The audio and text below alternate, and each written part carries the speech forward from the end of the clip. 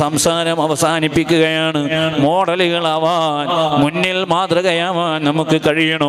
കൂട്ടത്തിൽ ഞാൻ പറയട്ടെ, എല്ലാവർക്കും സ്നേഹിക്കാൻ ഒരാളുണ്ടാവുക എന്നത് പ്രധാനമാണ്. എല്ലാവർക്കും അങ്ങനെയാണ്.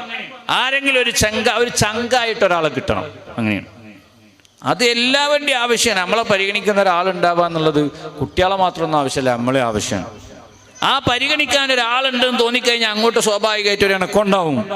ഞാൻ വെറുതെ നേരത്തെ കുട്ടികളോട് ചോദിച്ചില്ലേ, ഇഷ്ടപ്പെട്ട ഒരാളെ പേര് പറയാൻ പറഞ്ഞപ്പോ, ഒരു കളിക്കാരന്റെ പേര് പറയാൻ പറഞ്ഞപ്പോ മെസ്സി എന്ന ആവേശപൂർവ്വം അവർ പറഞ്ഞല്ലേ.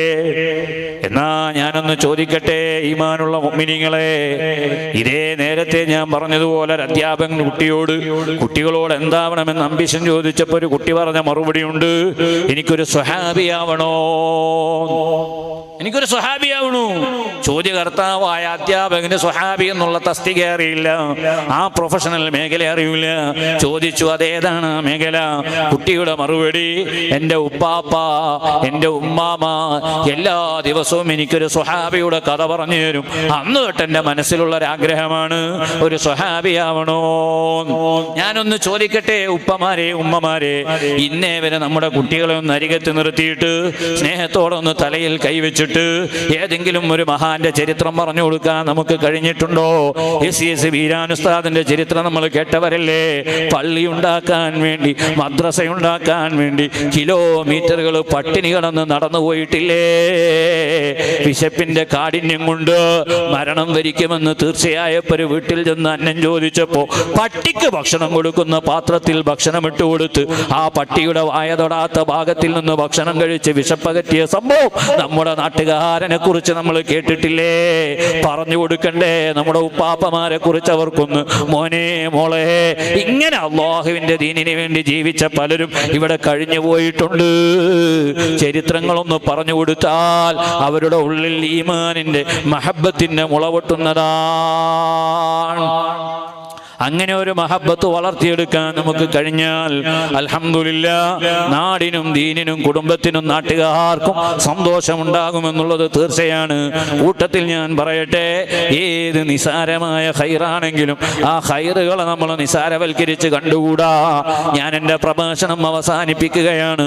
അഷ്റഫുൽ വറാ മുഹമ്മദുർ റസൂലുള്ളാഹി സ്വല്ലല്ലാഹു അലൈഹി വസല്ലമ തങ്ങൾ, ഹബീബായ തങ്ങളുടെ കൂട്ടത്തിൽപ്പെട്ട ഒരു സ്വഹാബി മരണപ്പെട്ടു. ആ മരണപ്പെട്ട സുഹാബിയുടെ ജനാസ മദീനത്തെ പള്ളിയിലേക്ക് കൊണ്ടുവന്നു. സുബ്ഹാനല്ലാഹ്, എല്ലാവരും വുദു എടുത്ത് ആ കൂട്ടുകാരന്റെ ജനാസ നിസ്കാരത്തിന് വേണ്ടി പള്ളിയിൽ കയറി നിസ്കാരത്തിന് വേണ്ടി ഒരുങ്ങുമ്പോൾ സയ്യിദുനാ ഉമർ ഇബ്നുൽ ഖത്താബ് റളിയല്ലാഹു അൻഹു എണീറ്റ് നിന്ന് പറയുകയാണ്, ലാ തുസല്ലി അലൈഹി യാ റസൂലല്ലാഹ്, അല്ലാഹുവിന്റെ ഹബീബേ, തങ്ങളാ മനുഷ്യന് വേണ്ടിയിട്ട് ഇമാമ നിൽക്കണ്ട നബിയേ. മുത്തുനബിയോട് പറയാണ്, തങ്ങൾ ഇമാമ നിൽക്കണ്ട. ആരെ പറ്റിയിട്ടാണ് ഈ പറയുന്നത്? മുത്തുനബിയുടെ അനുയായികളിൽപ്പെട്ട ഒരു കൂട്ടുകാരൻ മരണപ്പെട്ട് കുളിപ്പിച്ച് കഫൻ ചെയ്ത് മയ്യിത്ത് നിസ്കാരത്തിന് വേണ്ടി കൊണ്ടുവന്ന് പള്ളിയിൽ മുന്നിൽ വെച്ചിട്ട് ആ ജനാസയുടെ സാന്നിധ്യത്തിൽ വെച്ച് ഉമർ എന്നവർ പറയാണ്, തങ്ങൾ ഇമാമ നിൽക്കണ്ട നബിയേ. സുബ്ഹാനല്ലാഹ്, നിങ്ങളൊന്ന് തലച്ചോറ് കൊണ്ട് ആലോചിച്ച് നോക്ക്. നമ്മുടെ നാട്ടിൽ ഒരാൾ മരണപ്പെട്ടു, പള്ളിയിൽ ജനാസ കൊണ്ടുവന്നു, പള്ളിയിലെ ഇമാം നിസ്കരിക്കാൻ വേണ്ടി നിൽക്കുമ്പോൾ ഒരാൾ ഉച്ചത്തിൽ പറയാണ്, ഉസ്താദേ നിങ്ങൾ ഇമാമ കണ്ടട്ടോ, അതിന് മാത്രമൊന്നും അയാൾ കൊള്ളൂല, ആള് മോശക്കാരനാണ് എന്ന് പറഞ്ഞാൽ വിവാദം കത്തിപ്പടരാൻ പിന്നെ എങ്ങോട്ടെങ്കിലും പോണോ?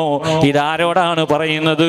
അമുസ്ലിമിന്റെ ജനാസ കൊണ്ടുപോകുമ്പോൾ എണീറ്റ് നിന്ന് മാതൃക കാണിച്ചെന്ന്, മാനവികതയുടെ ഉദാത്തമായ മാതൃക മാലോകർക്ക് കാണിച്ചെന്ന് അഷ്റഫുൽ ഖൽഖായ തങ്ങളുടെ പ്രിയപ്പെട്ട അനുയായിയാണ്, സ്വഹാബിയാണ് ഉമർ എന്നവരിത് പറഞ്ഞപ്പോൾ ചോദിച്ചു, നബി തങ്ങൾ, എന്തേ ഉമറെ നിങ്ങൾ അങ്ങനെ പറയാൻ, എന്തേ ഉമറെ നിങ്ങൾ അങ്ങനെ പറയാൻ?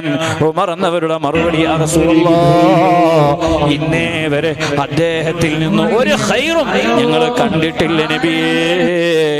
പള്ളിയിൽ ജമാഅത്തിന് വരാറില്ല നബിയേ, മതവിജ്ഞാന വേദികളിൽ കാണാറില്ല നബിയേ, സമാധാന പ്രവർത്തനങ്ങളിൽ കാണാറില്ല നബിയേ. ഇങ്ങനെ ഒരു ഖൈറിലും കാണാത്ത ഈ കൂട്ടുകാരന് വേണ്ടി തങ്ങൾ എന്തിനാ നിസ്കരിക്കുന്നത്? ഞങ്ങൾ നിസ്കരിച്ച് മറവ് ചെയ്തേക്കാം.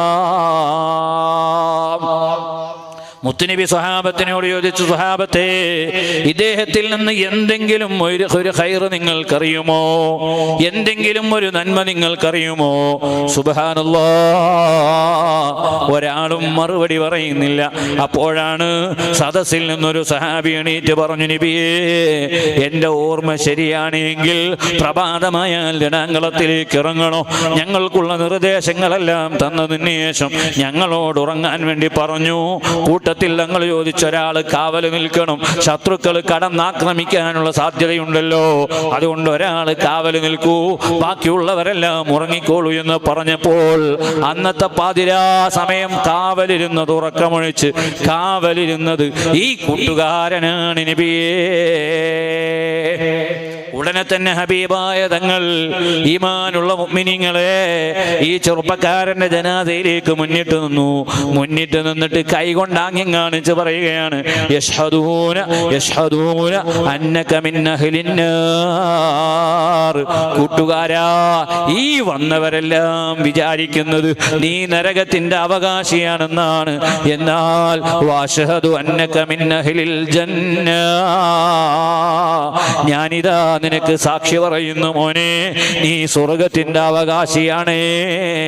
അതിലുണ്ട് മുന്തിരി തോട്ടവും റുമ്മാനും, രസമുള്ളതാ കദളിപ്പഴം തിന്നാനും, കിളക്കണ്ട പൂട്ടണ്ട വെയിൽ കൊള്ളണ്ട, നിനക്കുള്ളതൊന്നും തന്നെ നീ അറിയണ്ട. താരാട്ടു പാടാൻ തോഴിമാർ വരവുണ്ട്, മിസ്കിന്റെ കുന്നിൽ കൂട്ടമായി കളിയുണ്ട്, അവരുടെ മുമ്പല്ലിന്റെ ലങ്കല് കണ്ട് ജിബിരില് പോലും അമ്പരന്നിട്ടുണ്ട്. ഹിദ്മത്തിനായി കാണമതിൽ ചില കുട്ടികൾ, കാഴ്ചയ്ക്ക് തോന്നും നല്ല കൗതുകമുത്തുകൾ, പറക്കും ശരീരത്തിലുണ്ട് കാറെടുക്കണ്ട, നീ കരുതിയാൽ മതി പാറുമേ പറയണ്ട. കേൾക്കാൻ എന്തൊരിമ്പമാണല്ലേ അഷ്റഫായ തങ്ങൾ ആ കൂട്ടുകാരനോട് പറഞ്ഞത്, മോനെ, എല്ലാവരുടെയും ഭാവന നീ നരകത്തിന്റെ അവകാശിയാണെന്നാണ്. എന്നാൽ ഞാൻ നിനക്ക് സാക്ഷി പറയുന്നു മോനെ, നീ സ്വർഗാവകാശിയാണ്.